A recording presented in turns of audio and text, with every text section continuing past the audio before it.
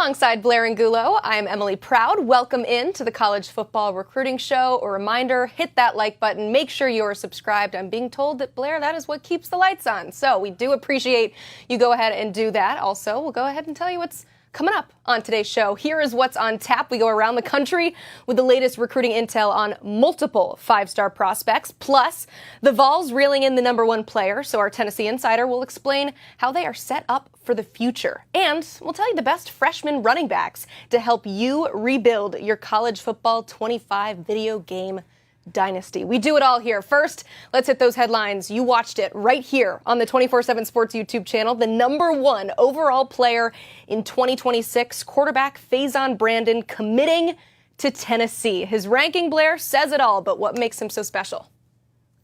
A multi-sport athlete with an elite arm, Faizon Brandon has a terrific feel in the pocket, but he also has those dual threat capabilities that are so important in the college game. The best thing, Emily, is he keeps getting better and better every time our scouting team sees him, so the upside is through the roof.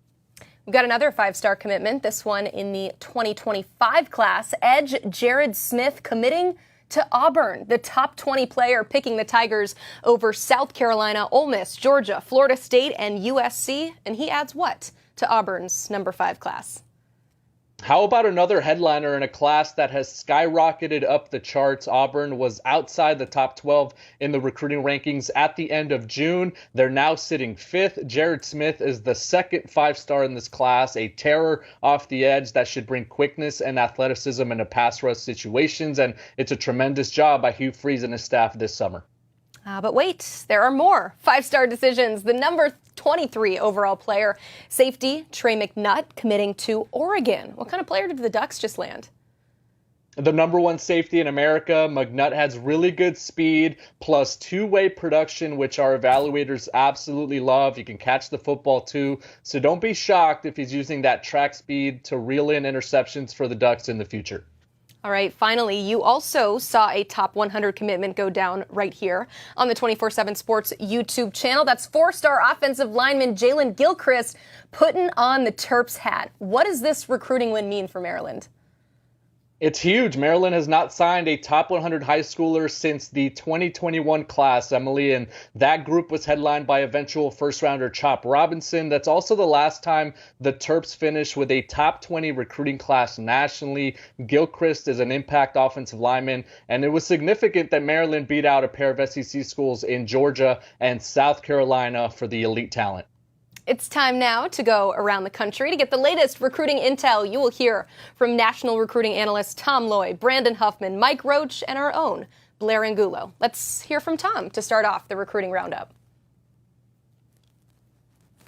Today, I want to look at 3 top prospects, including a 5-star. Let's start with Nashville, Tennessee, Lipscomb Academy, 3-star safety CJ Jim Coley. He is days away from a commitment. His date is set for August 8th. He'll choose among 4 finalists. You got Alabama, LSU, Stanford, and Tennessee. Early on, most people assumed he would be a volunteer and stay in state. Then there was some chatter about Alabama. Over the last couple of months, a lot of talk has been around Stanford. He's a high academic kid and a perfect fit with the Cardinal. But leading up to his decision, my 24/7 Sports crystal ball is on the LSU Tigers. I think he's a perfect fit in that defense. I think that staff has out-recruited everybody and made him a priority. I like LSU to get that one done. Let's move on to Charlotte, North Carolina, Providence Day School 5-star offensive tackle David Sanders Jr. Now, his 4 finalists have been set for a while. You got Georgia, Nebraska, Ohio State, and Tennessee. Heading into his decision, I don't want to rule out Nebraska, but I'm kind of leaning towards Ohio State and Tennessee. And if you really force me to put in a prediction, I would lean towards the Volunteers at this point. I think Tennessee's done a tremendous job. They obviously just picked up Faizon Brandon, the number 1 player in the 2026 class and a 5-star quarterback. And I think Tennessee can get this one done with David Sanders Jr. Again, not ruling out any finalists at this point, but that's kind of where my head's at just a week or 2 leading into his final decision. Now let's move on to Lucedale, Mississippi, George County, top 100 quarterback Deuce Knight. Now, why are we talking about Deuce? He's been a long-time commit for Notre Dame because there's 2 SEC schools very much in play that you need to keep an eye on, Auburn and Ole Miss. We've talked about them for a while, especially Auburn. Since about the start of July, Auburn really started turning up the heat. Honestly, to be completely honest, if you forced me to make a prediction right now, and if I was going to change my original crystal ball pick that had him landing, which was correct at Notre Dame, I would lean towards the Tigers at this point. I think Auburn is setting themselves up for great success here. They've done a tremendous job recruiting him since the start of July. They were all in on Julian Lewis, the current USC quarterback commit. But since July 1st, they have been doing nothing but pushing for Deuce Knight, and I feel like it's resonating. Now, Notre Dame is doing all they can to keep him. Marcus Freeman, Chad Bowden, Gino Guidugli, they badly want Deuce Knight in the class, and they're still pushing for it. Now, there's some hope, but I wouldn't call it optimism in South Bend.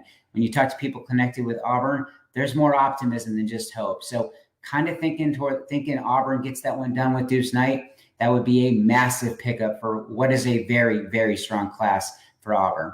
Now let's head west to hear from national analyst Brandon Huffman. Thanks, Tom. Well, the majority of the top players in the state of Hawaii have made their commitments in the class of 2025, but there's still one uncommitted player in the state that a lot of schools are after. Mano Muti out of Leluhua, the top 12 player in the state in 2025, took official visits to the University of California, Arizona, and UCLA during the spring of the official variety. But then he took an unofficial visit to Washington the final weekend of July when the Huskies hosted their luau on Montlake. Now, the Huskies have made a late surge, but the recruitment of Moody goes back to when Brandon Carroll and Jedd Fisch were at the University of Arizona. One of the earliest offers that they gave him was from Arizona. They continued to recruit him, even though they didn't get him on campus for an official visit, but getting him during that one weekend in July definitely made an impact on Muti, who said he's getting closer to a decision. Now, Cal, Arizona, and UCLA are all hoping those official visits matter, but Washington's making this late surge and then getting him for that unofficial certainly has an impact for the Huskies. Speaking of the Huskies, they also hosted Kenneth Moore out of St. Mary's High School in Stockton, California in the 2026 class for that same weekend. And then Moore went back down to California, went down to Southern California, and took an unofficial visit to UCLA for the Bruins barbecue and pool party. Now, it's looking like the Huskies are in a good spot for him as well as the Bruins, but an offer from Stanford this last week is certainly resonating with Moore, an outstanding student and outstanding football and track player.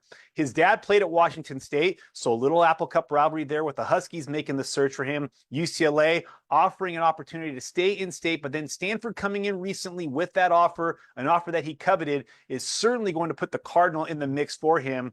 I don't anticipate a decision coming before his season starts, but I wouldn't be surprised if a decision comes this fall. And I think the Bruins, the Huskies, and the Cardinal are the three schools that are going to be in this one all the way to the end. Now we send it now to Mike Roach. Thanks, Huff. There aren't many uncommitted prospects left in the state of Texas, but one of the highest rated players in the Lone Star State will make his decision this week when five-star Sac Texas wide receiver Kaliq Lockett comes off the board August 7th, Wednesday, here on 24/7 Sports Live. Lockett is deciding between Texas A&M, LSU, Florida State, and Alabama. And it's coming down to the wire between two of these teams. My crystal ball pick is on Texas. It has been for about the last month, but Alabama continues to make a push, has continued since they hosted Lockett late in June on a surprise official visit. With just 48 hours to go on the decision, I really like where Texas stands here, though. They've been persistent with Lockett. They've got some home state appeal, and I think Lockett really likes his fit within Steve Sarkisian's offense. I think he feels like he can play inside there, he can play outside. He's seen kind of the development that Texas has had at the wide receiver position over the last 2 years.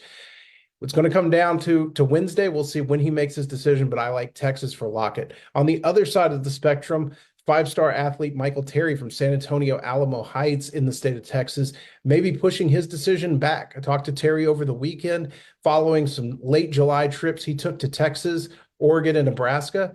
And he's talking about potentially taking this decision into the fall. He kind of had it set in his mind, a hardline decision for the summer, late July, early August. And for what he told me, this decision's becoming so difficult. He really wants to take his time and make sure he's doing the right thing. So while he hasn't decided either way on when it will be, he told me he would lean and be open to making a decision this fall and taking as much time as he needs. So this looked originally like a Texas and Oregon battle. I think Nebraska is hanging around here enough to be dangerous. He was just supposed to visit Texas and Oregon at the end of July. Nebraska got in there, were able to steal a late visit from him. They were the last visit. And, that was a school that originally showed interest in Terry. I think that they're one to watch in this race as we see how it boils down, as he has these decisions with his family. And look, if he wants to get this decision in before the season kicks off, like he said in the past, high school practices in Texas kick off this week, so he's going to have to move quickly if he wants those to get those in before his senior season. For more out west, we're going to go to Blair Angulo. Thanks, Mike. It is decision week out west for top 24/7 offensive lineman Aaron Dunn. He is set to reveal his choice this week on August 8th during the 24/7 Sports live show right here on the 24/7 Sports YouTube channel. It's the in-state schools, BYU and Utah, battling it out against Oregon, UCLA, and USC. They make up those final five. The Trojans had significant buzz for Dunn after the official visit in May. Oregon seemed to wrangle some of that away, though, last month when he made it up to Eugene. That's been a big appeal, but don't sleep on the two in-state programs, BYU, Utah, the first two offers, the first two schools that he felt the most comfortable with. They would be huge.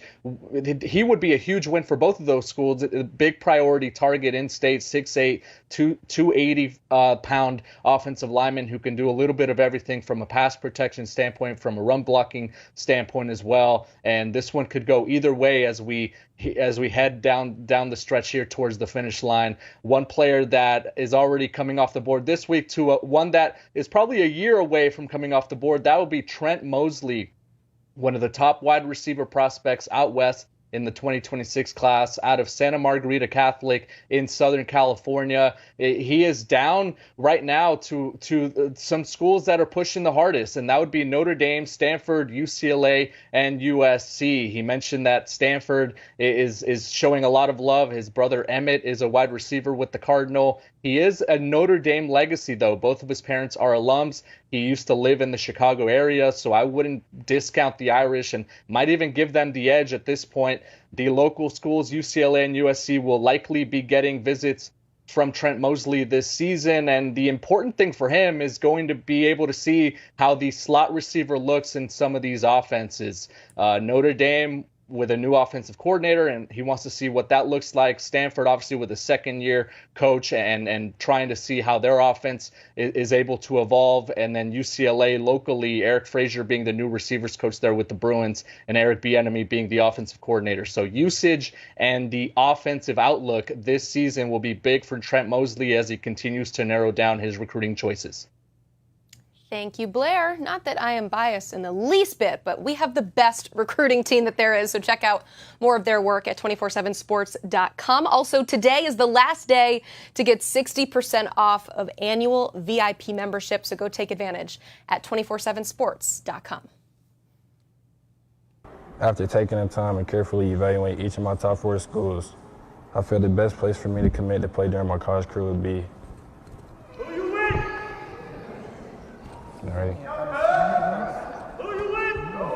the University of Tennessee.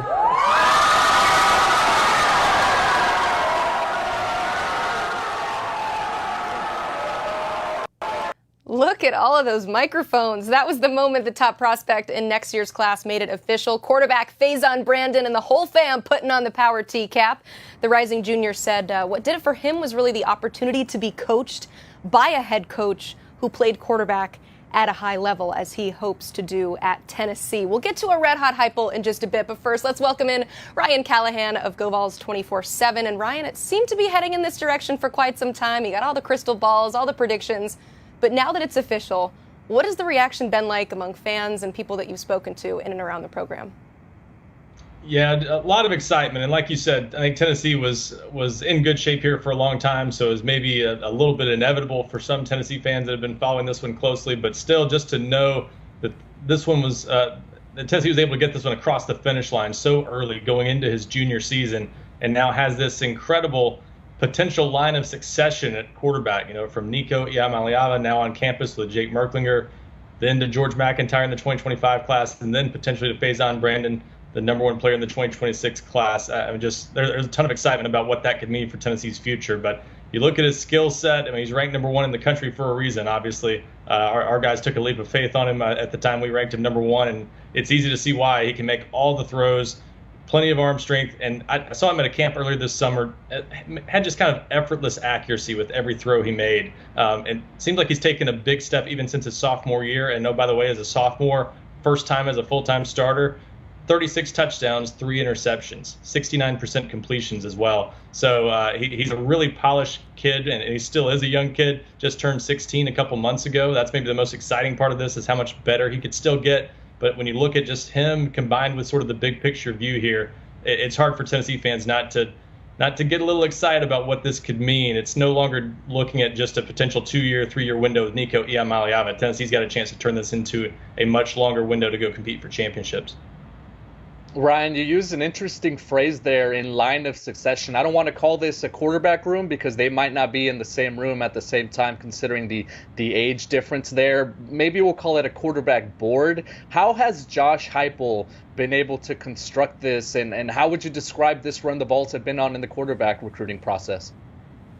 Yeah, it's pretty amazing when you look back on it. And you know, we're talking about the 2 Tennessee's already has on campus, and then the 2 they're going to be bringing in. Let's not forget, in the first months Josh Heupel was at Tennessee, when the program was kind of at a low point after the Jeremy Pruitt's firing in the midst of an NCAA investigation. They even landed Taven Jackson, a top 247 prospect at the quarterback position out of Indiana that year. So every year Josh Heupel has been at Tennessee, they've landed a top 247 quarterback. I think that tells you that the position kind of recruits itself for Josh Heupel a little bit in his offense, because they put up big numbers. They've had success stories everywhere he's been, from Drew Lockett, Missouri. Obviously having multiple quarterbacks that put up big numbers at UCF, including Mackenzie Milton. They feel really good about their track record, and they've had a lot to sell even since before he got to Tennessee, and it's just continued with Hendon Hooker and Joe Milton at Tennessee. So they've got a lot to point to, and we can see now there's reason to expect Tennessee to continue this at the quarterback position, but they've obviously taken it to a higher level. Landing a player like Nico Iamaleava a couple of years ago just gives you a chance to kind of sell the chance to be his successor. And now you've got a chance to say, hey, you can come be the next star after him. They kind of just raised the profile of that position by landing Nico, and now you've got a potential, again, line of succession, whether it's George McIntyre, Faizon Brandon, or both. A lot of people are going to think those guys are the future, and they can do some big things at Tennessee as well. That proof of concept really makes a recruiter's job so much easier. Our Cooper Patagna saying today on the College Football Show on CBS Sports Network that Josh Heupel could be one of the top quarterback recruiters in the country. Certainly has the track record to show for. Meanwhile, other positions, football is a complementary game. Tennessee could continue to build their 2026 class as one of their top in-state targets is set to announce his college decision tonight. That would be the number 15 tight end in the class in Carson Sneed. So how should Vol fans be feeling ahead of this one? I think pretty good. Another guy Tennessee's been after for a long time. They offered him back in March of 2023, near the end of his freshman year.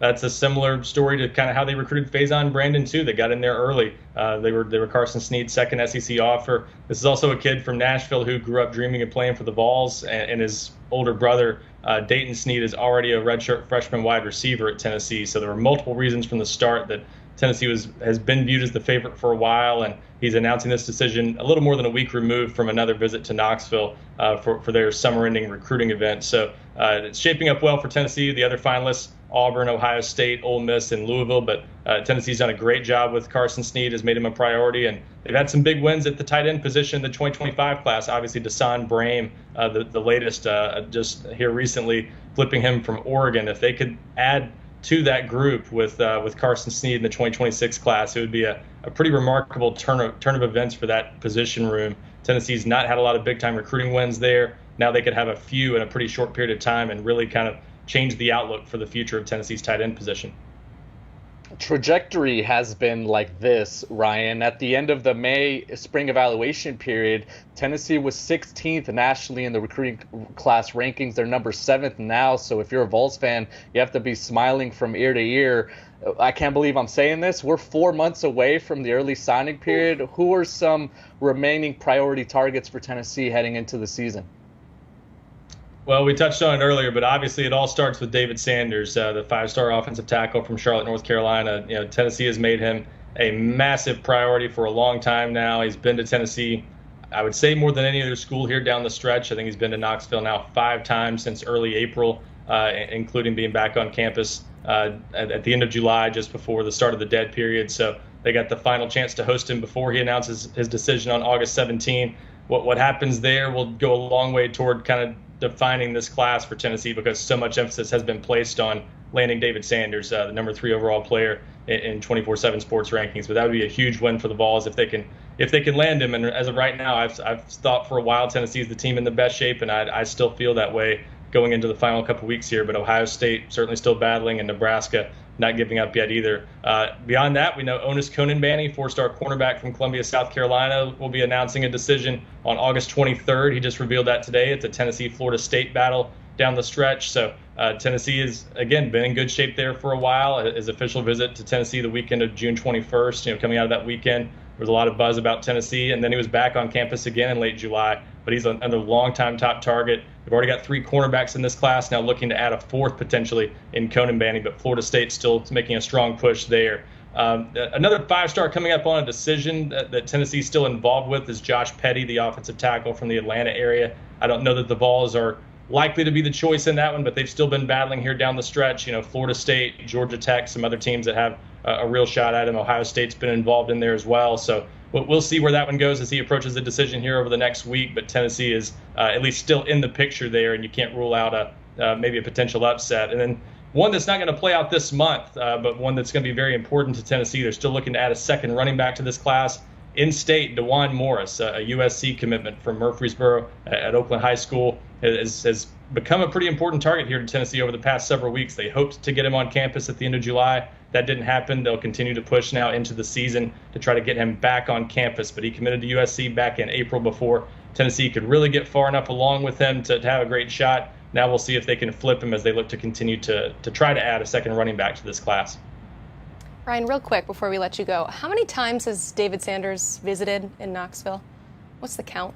I believe the total's up to 8 now, including the time he was in Knoxville going into his freshman year or something like that. But it's 7 times since June of last year. So obviously a lot of visits to Tennessee for him and his family. And again, 5 of those have come since early April. So they've been there a lot recently. Yeah, that's either a good omen or a bad one. Maybe if he's not sure, he keeps going back, or he has so much fun he wants to go back. I guess we'll find out on August 17th. Ryan, thank you so much for being here. We appreciate it. You can check out more of his work at GoVols 24/7. Also, if Tennessee lands the aforementioned commitment of Carson Sneed, the guys will be all over it at GoVols247.com. Also, do not forget about the promo that we are running, 60% off annual VIP memberships. Take advantage because the deal ends tonight.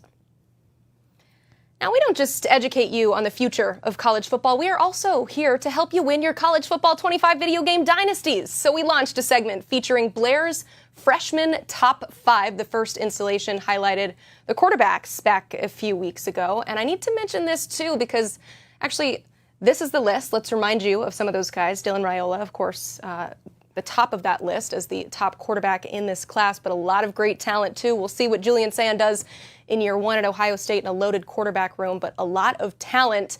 Before we show you the list for today, I need to mention this. Our producer was playing a game over the weekend, and look who is in the Heisman race for the 2027 season. One of Blair's picks, you saw him, Washington's DeMond Williams. So listen up, take some notes. This week we are rolling through the running backs. Let's start with the number 5 running back, shall we, Blair? Because we have a lot of good talent here and a lot of depth pieces, too. I want to mention these are players. Our first one is ranked as the top 50 running back in the 2024 class at number 5 out of Jacksonville State. That is Justice Savage. Probably not a player that a lot of guys have heard of. Conference USA. So if you want to start a dynasty with maybe a more entertainment way, right, where you kind of have to fight your way through the lower ranks of college football, Justice Savage would be an ideal pick for me because of his acceleration. He's got 93 acceleration as a true freshman, 88 speed, 90 change of direction. It's only going to go up from there. He's going to be a lot of fun. So if you are recruiting maybe from another team and you see a Justice Savage in the transfer portal, knock on wood there for Jacksonville State, but I think you have to go after him because of the trajectory and how he might appear maybe later on in his college career. Not encouraging him to enter the actual transfer portal, just the digital one. Let's go ahead and go to the number 4 running back in your rankings. That is the number 45 running back in our rankings from Illinois, Khil Valentine. I wanted to give a little variant here. It could have been easy to say, hey, pick the freshman from Michigan or pick the freshman from Ohio State.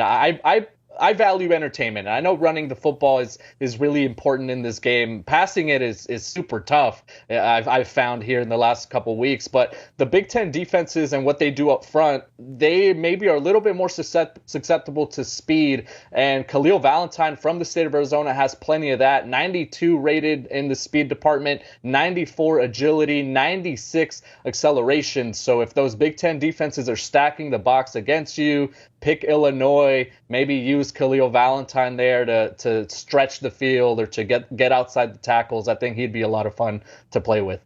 I'm glad we have your analysis, because so far mine is just that we've had players with the last names of Savage and Valentine. So maybe we need something right in the middle. Let's go to the number 3 pick for your running back rankings. That is the number 30 RB in the 2024 class, UCF running back Stacy Gage. It's a deeper running back group for UCF, and if you redshirt Stacy Gage, I would assume that he will develop and get better. And some of the things that I already like about him as a true freshman, 81 stiff arm and 74 strength. So he's going to be a workhorse in between the tackles. He can get outside like you see there, catching the football. Whoever's on the sticks here is doing a tremendous job of just utilizing Stacy Gage. In the Big 12, he's going to be able to attack some of those Big 12 defenses that like to give up a lot of points. Stacy Gage can carve it up. And so if you're having, maybe some questions about a potential running back, I think Stacy Gage is a good pick there in the Big 12. It's our fantastic producers working hard, getting that game tape for us. We do appreciate the sacrifices that they make for the program. Let's go ahead and go to the number 2 running back in your rankings. He is the number 4 running back in the 2024 class out of Notre Dame, Kendron Young.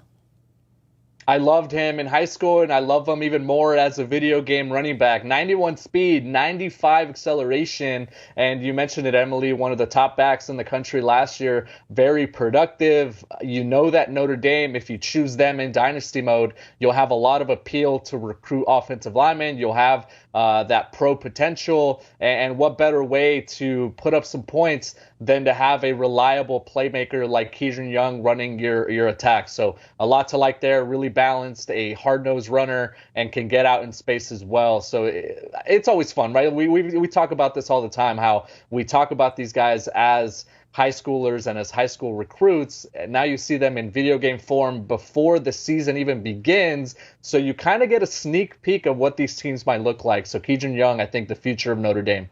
No, I'm learning so much about these teams as well, just by playing with them and seeing them being played. It's really a good educational opportunity, but we continue to educate you on some running backs you should pick in your dynasty. The number 1 pick on Blair's top 5 running backs, the 3rd ranked RB in the 2024 class, Texas running back Jerrick Gibson. In the SEC, you always talk about the SEC speed. Well, Jerrick Gibson has a ton of it from the state of Florida. He's going to be able to match up against some of those top defenders in the SEC, and you like what Texas is able to do up front, the way they spread the football around. It's going to keep defenses honest, and Jerrick Gibson's going to have the acceleration and the speed to be a game breaker. 92 speed to be specific, 96 acceleration. So if you get him out in space, you get him the football, maybe on some of those slip screens, maybe on some stretch plays, maybe on some read option. Jerrick Gibson gives you a lot of versatility if you want to have fun. Maybe not with a program in the SEC like an Alabama or a Georgia or a Tennessee like Ryan Callahan would, but a Texas, a newcomer, a program that's trying to maybe kind of stake their claim and really shine in the spotlight. Jerrick Gibson can do that for you for sure. It's good when the speed and acceleration are both in the 90s. I feel like that's an important quality to have. It's really big. Like I mentioned earlier, I'm struggling passing the football. For some reason, these linebackers, these safeties, these corners, they're doing Superman drills and just jumping all over the place to intercept everything. I can't pass the football to save my life, especially 10 yards down the field. Running the football is key, and I think these 5 are some good true freshman options for us. I love it. I'm having trouble kicking the football, but I've heard that a lot of people are having trouble with that too. My guys keep jumping off sides. It's tough. We have a lot of roughing penalties. I can't kick to save my life either. Okay, good. So we're not alone here. That's why you need a great running back. Just go ahead, maybe go for a 2-point play or something here. You don't even need the extra point. But these are Blair's top 5 freshman running backs for your dynasty rebuild. And if you want more content from our 24/7 Sports crew, check out all of our shows right here on the 24/7 Sports YouTube channel. We've got the Recruiting Podcast, the College Basketball Show, 24/7 Sports Live, and Unfiltered with Carl Reed and Smoke Dixon. Check this out. How would you like to land a receiver who can do this? Yeah, that's 5 stars Kaliq Lockett with a Moss-like catch, also staying in bounds, hit him with a juke. Fantastic play here. I just want to watch this over and over again. But I do need to tell you that he is set to make his commitment with us on Wednesday. Let's show you his finalists if you are one of those lucky schools. That would be Alabama, Florida State, LSU, Texas, and Texas A&M. Blair, that is one clip, again, I said that I could watch over and over. But what are one of these lucky finalists potentially getting in Kaliq Lockett? A physically gifted wide receiver, freakish ability down the field. I think when you turn on the tape, his hand-eye coordination is just off the charts. He's a deep threat, of course, with that high point ability, but I think I also really was impressed with his ability to take the ball, maybe a 5-yard catch, a 10-yard catch, and take it to down the field, 30, 40, 50-yard down the field and really gain separation. One team will be very lucky to soon be adding an absolute game breaker to their offense. So go ahead and mark your calendars for Wednesday, August 7th at 1 o'clock Eastern, where 5-star wide receiver Kaliq Lockett will make his college choice live right here on the 24/7 Sports YouTube page. A reminder to make sure that you are subscribed so you don't miss any of it. That would be 2 5-star commitments, 3 top 100 players in just a matter of days. So they are all over it at Commit HQ here on the 24/7 Sports YouTube channel. Before we go, I want to give a big shout out to our producer, Aaron Grisham. It is his 1-year anniversary sitting in the chair for this show. We do appreciate him. I hear him shouting through the wall right now. He's number 1. We appreciate it. For Blair Angulo, I'm Emily Proud, and this is the College Football Recruiting Show.